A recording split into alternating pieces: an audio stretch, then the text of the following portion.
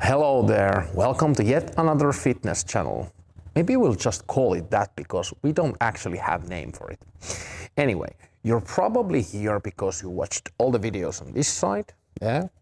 And you might have not found relief for your issues with pain on your hip, maybe in your middle back, maybe in your lower back, maybe it's in your glutes.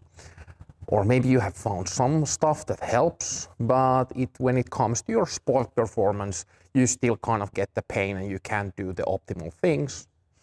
It's highly likely that you actually now have found the right video, so good job on that. Hip is probably the most important when it comes to pain management, because hip often relates to other parts of the body. So if you can, and you can get to the healthy hip, pretty much every single other part of your body will follow the suit. So before we get into the fruits or the meats of the video, depending if you're vegan or not, I want to discuss the a bit boring thing, but very important, which is the basic science behind this, what we are going to do today. Now, our central nervous system is basically what it does. It dispatches, assigns resources. It is the one thing in your body that manages all your resource use based on other organs, feeds, and etc. Now, when it comes to your body maintenance thing and your bodily pains, your inner organs have the highest priority in your body because they will keep you alive. So that's the internal.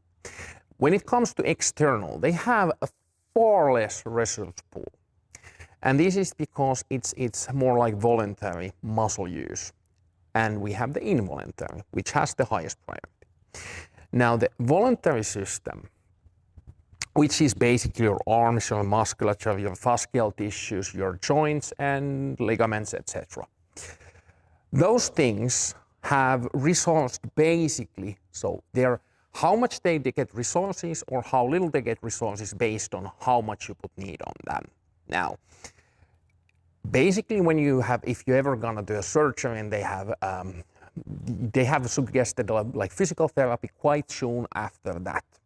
The reason for this is that the physical therapy will let your body dedicate more resources to healing the issue. The same applies here. So even if you're doing acupuncture, if you're doing a massage, you're doing some band stuff, you're doing dynamic work, whatever. Each of those things basically work by the same way that it will let your central nervous system to assign more resources for recovery.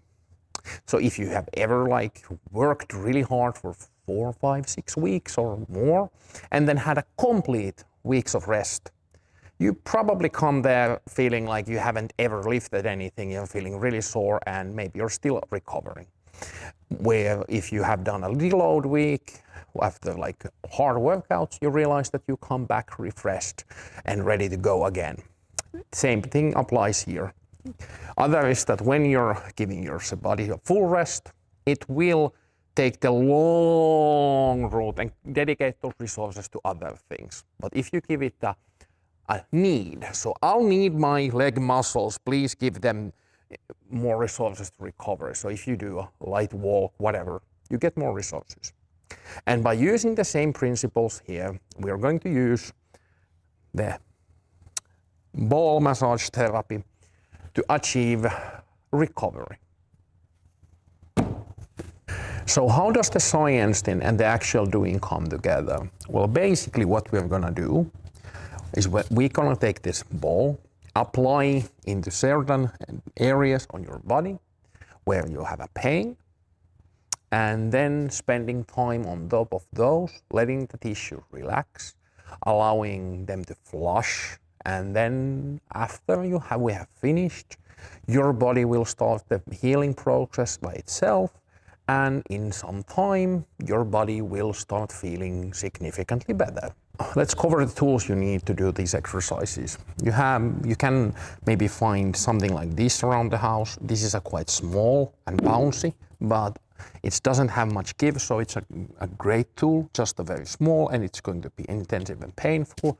Something general this size is good, but you can go with a tennis ball or a massage ball like this, or if you have, let's say, something that gives you a nice little hill, not very large, you can use that to do these exercises.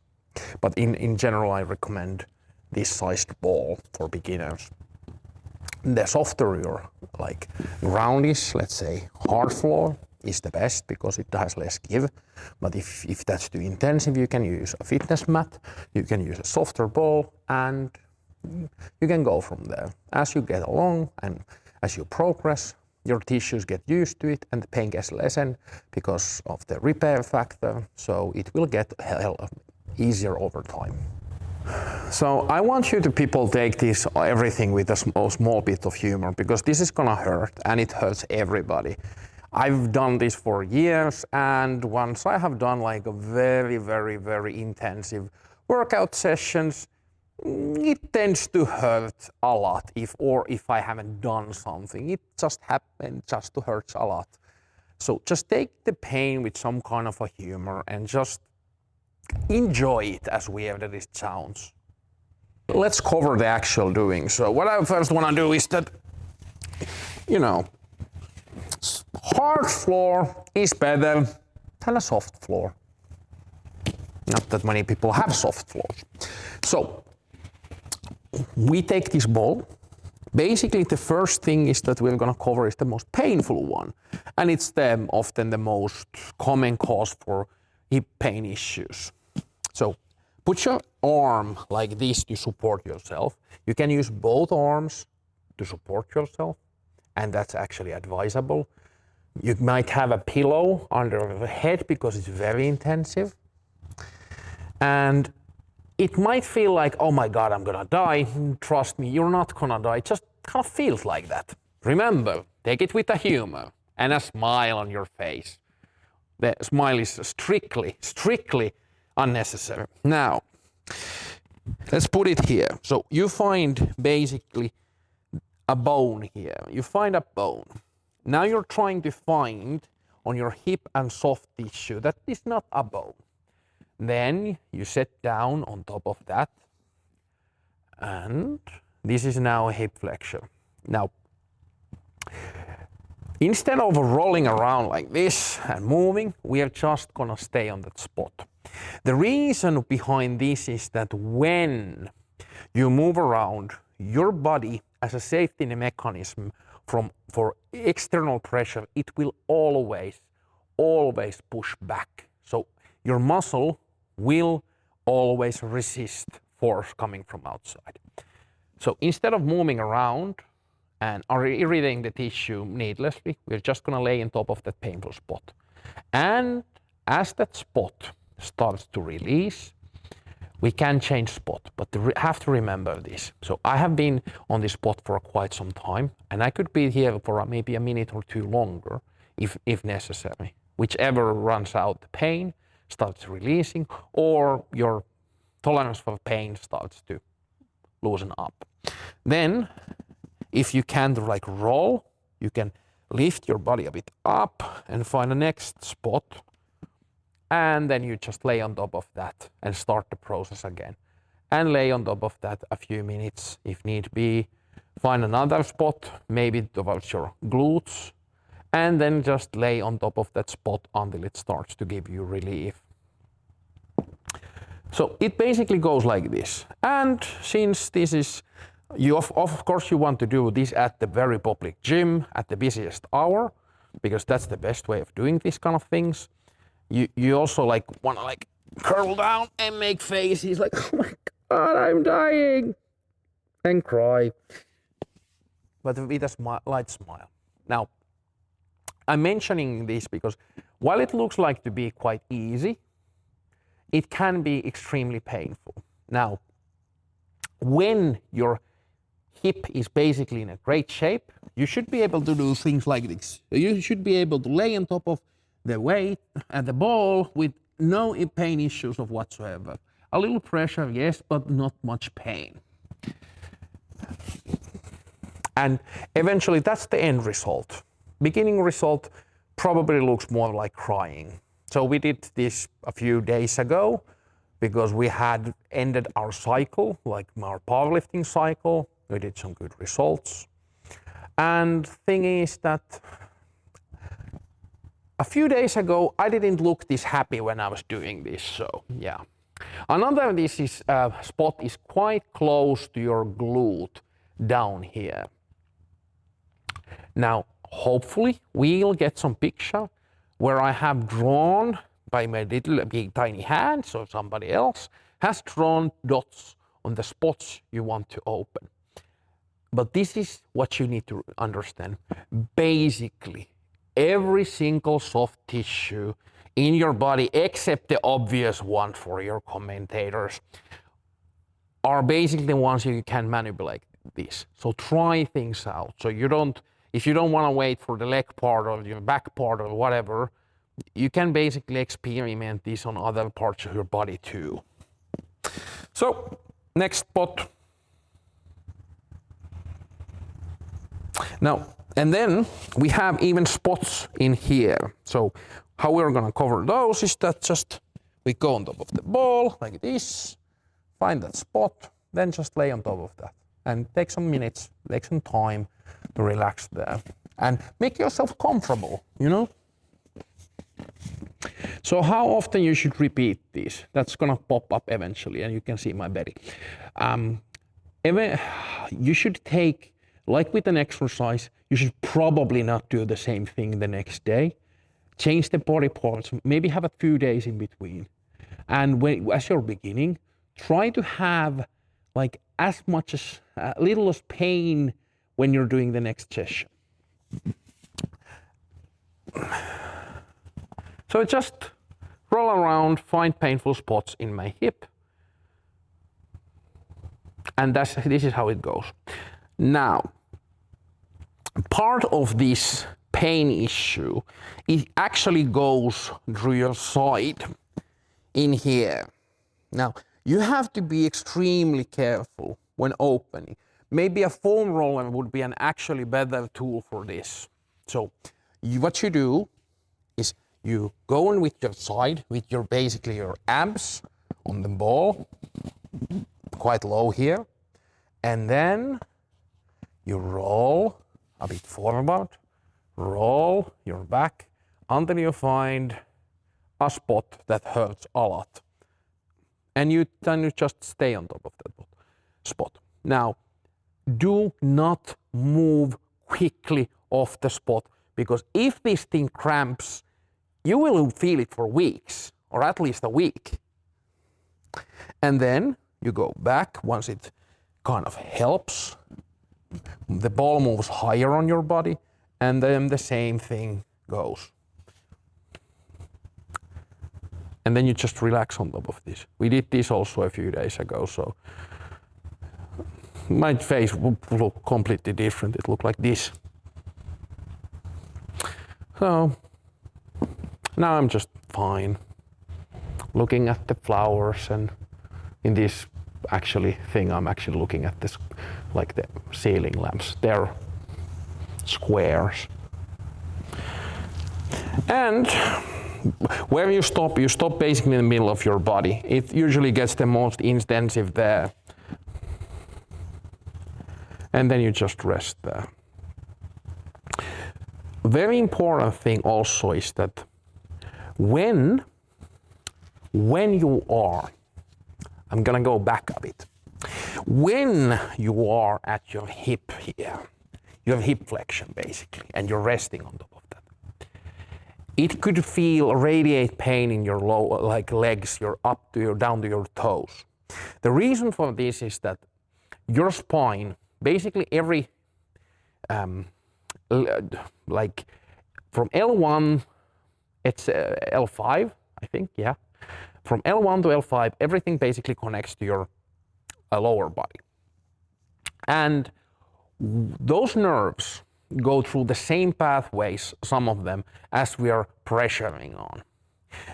So if these things are inflamed and irritated, what's going to happen is that you're going to feel it in your lower back probably the next day. So often the lower back pain that you feel in the lower back and you feel like stretching it, it actually doesn't come from the lower back. It comes from the hip, because those hip is so irritated and so inflamed that its size grows to that tissue liquids. Now, it starts pressing those nerves, and that will hurt your lower back. And that is often a case why your lower back hurts.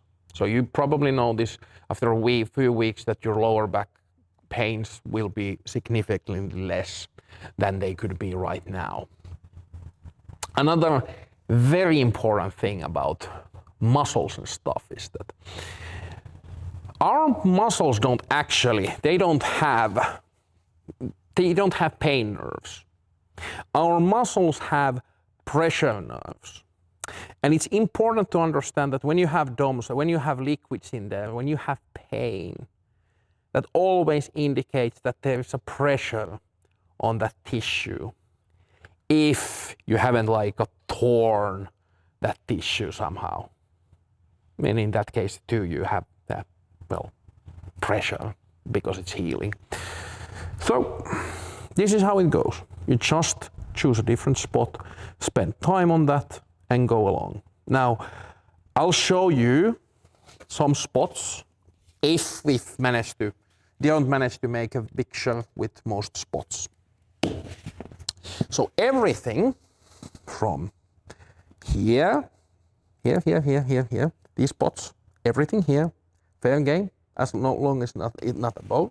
Then on the side, all from basically here up, this is like the beginning of your butt, your glutes, sorry. Everything here, soft tissues up here, all your glutes.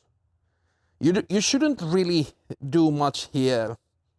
It's just this part of the muscles here that you should work on. Don't do much here because it doesn't do much. So when it comes to the side, so side up to in the middle of your back, you can of course go up all the way here, and you will get lots of actually benefits for your bench press, but we'll get to that later. Now, only thing we'll have to cover next is the psoas muscle. I show you a few things you can do. One important thing is that you could put a foam roller under your back to form an arc. It doesn't have to be a foam roller, it can be a pillow, it can be whichever. But the idea here is to create an arc for your back. Now, you're trying to find here your psoas muscle. It's not very painful in most people, but creating this arc will tilt you a bit in a way that lets you access it better. So once you have located it, this step is completely not necessary. But from that point, you could use thumbs or somebody else can release the psoas for you. But now, in order to release the psoas, take a book or something. This is a group fitness exercise gym, so we have these weird plates, these that block into those cool looking nifty machine thingies. Yes, that's their name.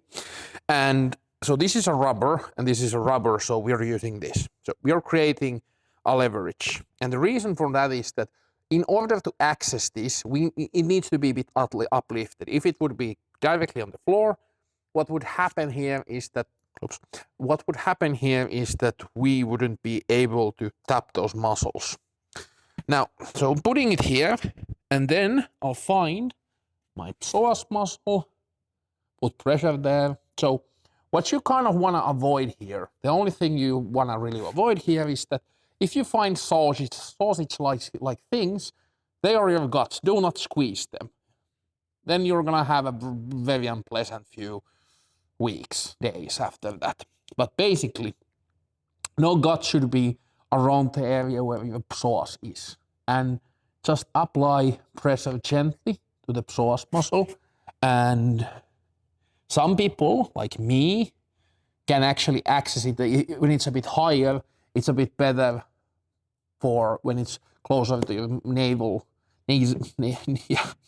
belly button. So higher up is a better spot for me, but for some it's lower.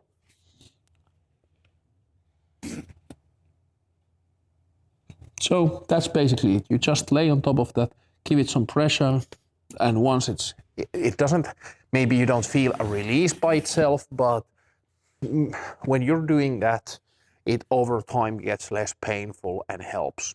But basically, anything from this hip bone here, few centimeters to the side, and like next to your ab muscles. Now, if you have given a birth and your ab muscles have moved a bit to the side, so then it doesn't really matter because you can access these muscles still here. So this is a kind of painful spot here. And this is where is my psoas. And the psoas runs from back of your, we discussed this before, but it runs from middle of your back basically down here and goes to the cups of your hip. And there's iliac muscle also. So that will help you to release both psoas and iliac. Now, while I'm not very big on using painkillers, unless very much in need, I must say that these things we're about to do are very intensive. So it might be a good idea to eat some NSAIDs.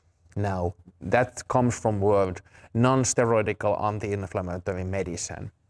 They basically work by blocking an enzyme which produces in your body inflammation, and when that enzyme is being blocked, your body will produce that less. So you can actually like make your healing a quite bit faster by taking those as you're doing these exercises, after you've done these exercises.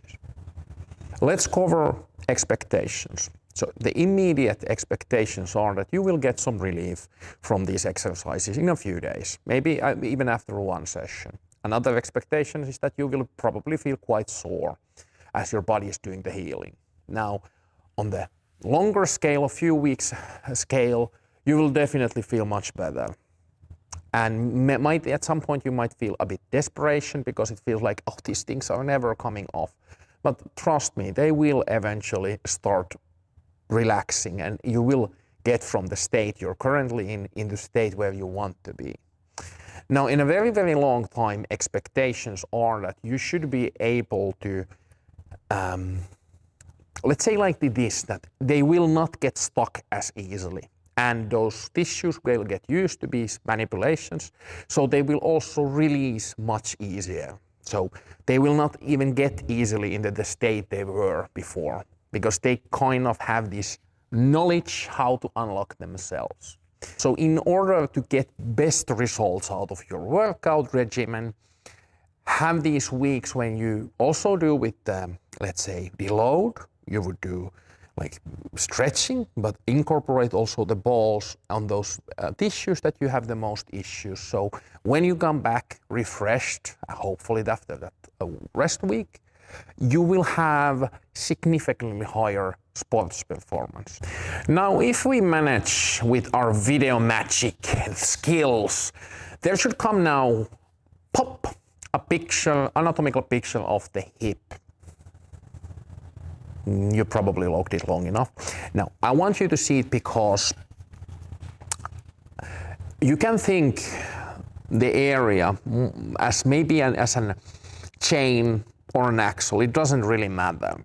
But the point is that it starts around here. It goes to your hip. From that, it goes to your glutes. From there, it basically will go down to your lowest rib. And as a psoas muscle, it will go, well, iliac psoas, it will go into your hip cup. So as you notice that it forms basically an axle in this area. Now, if anything on that axle is basically pained or stuck, you will possibly experience pain in other places too. So if you can get this axle fixed, it will resolve so many issues with your body.